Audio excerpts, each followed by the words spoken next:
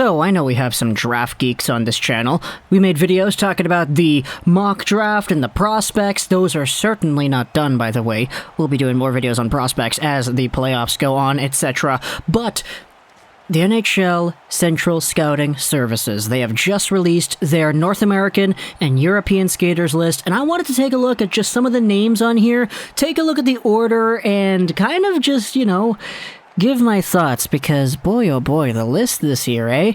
Normally, NHL Central Scouting is noted for being probably one of the weirder sets of lists. It's always consistently like that year after year. The guys they rank above other guys, it's usually not a consensus-like ranking. Doesn't usually align with the Bob McKenzies and the TSNs and the Sam Constantinos and the Sportsnets. NHL Central Scouting's rankings are usually their own animal, but this year, oh man, it's even weirder, I would think. So let's go over how exactly NHL Central Scouting does their rankings and how it projects into the NHL Draft. They post 4 lists every year. They don't combine the lists, they're just 4 separate lists. They do a North American skaters list, a North American goaltenders list, a European skaters list, and a European goaltenders list. Now, for the goaltenders ones, it's honestly kind of crazy how in-depth they go with the goalie lists because they're so long. Like, this European goalies list has 13 names on it, and I would be gosh darn shocked if 13 of these European goaltenders all get drafted. Same thing for the North American goalies. There are 32 names that they have listed out here, and they're all ranked. See some of the guys in this North American goalie list. For example, Cameron Whitehead is playing for the Utica Junior Comets in the USPHL. Right? It's like some of the leagues they're pulling from are completely out of nowhere too. So, the likelihood that some of the guys at the end of the goalie lists towards getting drafted, I would say it's probably a little bit low because we don't really see too many goalies go either way, but the actual skaters list is where we're going to go and take our conversation. Let's take a look at the North American skaters list. Number 1 overall is Owen Power. And that's not a surprise. Okay, let's go on. Who's number 2? Is it Luke Hughes? Is it Dylan Guenther? Is it Matty Beniers? No, number 2 overall is Mason McTavish. Oh man, okay. Let's go down a list here, just I'll do it in one shot. The top 10 for North American skaters: Power, McTavish, Kent Johnson, Hughes, Guenther, Beniers, Clarke, Brennan Othman, Matthew Coronado, and Cole Sillinger.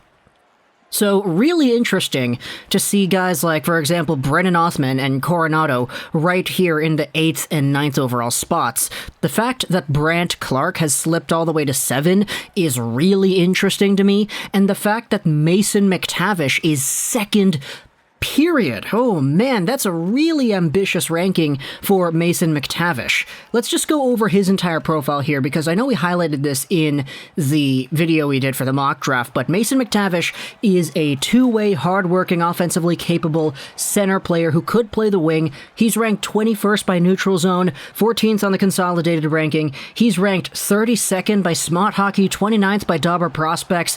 TSN and Bob McKenzie have him at 11, so a little bit higher, but he's ranked as the 2nd best North American skater this year.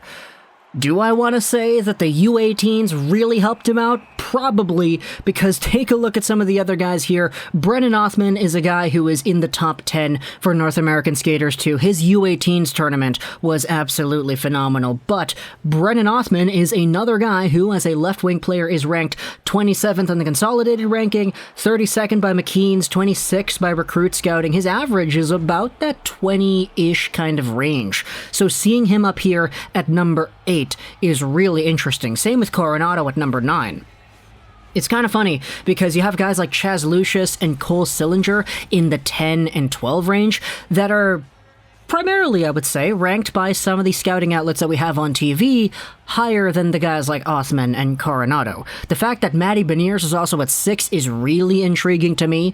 The idea that you would take Hughes, Guenther, Johnson, and McTavish over Beniers, yeah, that's pretty interesting. If you ask me personally, I would probably have Beniers a lot higher, but, the NHL Central Scouting is going to do what they're going to do. For Brandt Clarke, though, the fact that he's available at number 7, or he's ranked as the 7th best guy, would probably bode really well for Canucks fans, because I know Canucks fans have been really wanting Brandt Clarke because he's a defenseman, he's right-handed, and he's a dynamic offensive producer, and because of the fact that some European guys at the top of the European list are going to go before some of these guys on the North American list.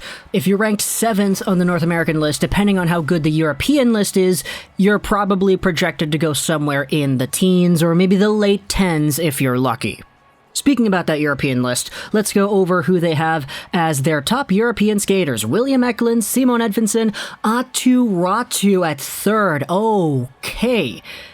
Then you go down the list, Chibrikov, Cheka, Svechkov, Kisakov, Rosen, Fabian Lysell at 9. Okay, you want to talk about ambitious. That's a really ambitious pick right there, having Fabian Lysell behind Chibrikov, Cheka, Svechkov, Kisakov, and Rosen. Now, I'm not the biggest prospect expert on most of these guys. I've been hearing the names and seeing profile analyses of all these guys, but I'm no expert. For Fabian Lysell to be ranked as the 9th best guy, though, if you combine this with the North American list, you would probably have Fabian Lysell maybe going somewhere in the early 20s, which would probably give him to a playoff team. Oh man, if he goes to a playoff team, I'd be looking out for whichever team drafts Fabian Lysell in the 20s. Simon Robertson also at 11, that's an interesting one. Oscar Olausson at 13, pretty interesting to say the least, but obviously the big ones are the risers here. Chibrikov at 4th, Raty at 3rd, NHL Central Scouting is still believing here in Raty, and I honestly kind of hedonistically like that a lot. I don't know if he's actually going to get drafted anywhere in the range that this list would suggest. You're probably going to be ranked somewhere in the early top 10 if you're ranked 3rd on the European list, so who knows if Raty goes that high. Also for the goaltenders, going over these names over here, I know we said that there are so many goaltenders on this list, so it's a little bit difficult to keep track of all of them, but Sebastian Cossa of the Oil Kings is indeed first for the North American goalie list. Benjamin Gaudreau, yes, the World Under-18s Canadian guy, is second here on the NA goaltenders list. And then as you go down, there are some other names here. I don't really recognize the majority of them. They play in other leagues all across. A lot of USPHL guys, a lot of NAHL guys as well. Some BCHL guys too, so that's really interesting to see. But for the European goaltenders list, hey, there's no surprise, the top guy here is Jesper Wallstedt. Yeah, that's not really a surprise at all. Would probably expect Wallstedt to go somewhere in the top 12 at the very least. We had Askarov and Knight going in that range, so having Wallstedt as good as he has been really wouldn't surprise me if he went any earlier than that. So projecting everything, trying to put it all together, you have guys like Nikita Chibrikov, for example, ranked in that 9-ish area because he's 4th on the European skaters list. I don't know how comfortable I would be thinking about taking Daniel Cheka in that range as well, because he's also ranked here as 5th. If a team wants to swing high on Daniel Cheka, hey, be my guest, but man, I'm not really too sure about that. But for the North American list, obviously you already know the biggest concerns, not even really concerns, but just kind of like surprises for me. The fact that Mason McTavish is so freaking high. Heck, even the fact that Kent Johnson is 3rd over here too. They must be really, really depending on the guy's puck skills and what he could be as a long-term NHL potential scoring forward to put him here at the 3rd overall spot on their North American list. But to end things off, because I kind of just wanted to go over a brief little discussion on some of these guys, one of the guys that I'm actually really surprised they even put on the list is literally the last guy here. They have a tie for 225th amongst guys here like Nolan Bentham and Jacob Brook and Logan Morrill. But the last guy here, not even going to say his name, the fact that he is even on this list is really surprising to me. This guy played for the Seattle Thunderbirds in the WHL, but he got kicked off of his team earlier this season. Why? Because on the Thunderbirds, he had a teammate named Mackay Sanders. He was the only person of color on the team, and this guy, who was ranked last on the NHL Central Scouting's North American skaters list, would taunt Sanders with racial slurs and bananas. Like, come on, dude. This guy, who is last on the list, is 17 years old. He's turning 18. And according to the Seattle Times, because the Thunderbirds are in Seattle, this kind of stuff was dating back to last year. Reports indicated that this guy was exhibiting this kind of behavior since 2019-20. And I mean, you know how North American education is, right? We all know the history of what's gone on in this world. What, are you like 12, 13, maybe younger than that when you learn that racism is bad? This guy was still doing it, taunting his teammate with a banana, and like, he's still here after getting cut by his WHL team, gets sent packing to the AJHL, and the NHL Central Scouting Services still decide to rank him as a guy who's tied for, like, not even getting an actual rank. Like, why? What is the purpose of putting this guy on your list? Like, he's not even on the list technically. Just the mere acknowledgement of this guy even being a possibility, to me, definitely is something that the NHL Central Scouting Committee has to at least think about a little bit more. Doesn't really seem like this guy was all too good anyway, so I don't really know what they're missing out on. So either way, talk to me in the comments what you thought about all of this stuff. The NHL Central Scouting list, the prospects, the order, Beniers who is down there, Clarke who is down there, Power and McTavish who are up there, all the goalies, as well as the European list as well. I hope you enjoyed this edition of Rosen 99. And bye.